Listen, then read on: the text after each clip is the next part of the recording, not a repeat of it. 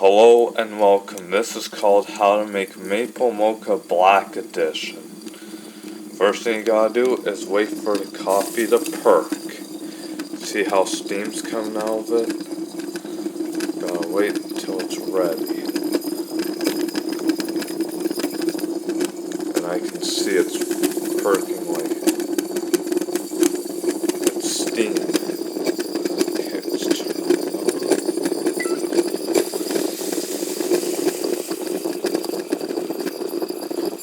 Let's open up this.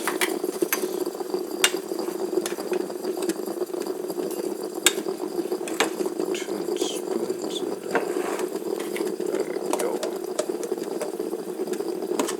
Here. And after that, pour it.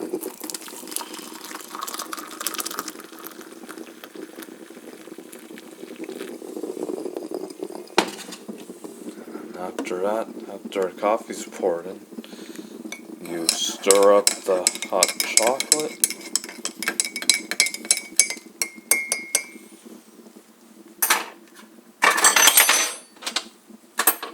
And this is how you make your Maple Mocha Black Edition.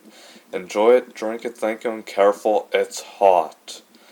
Thank you and have a great day.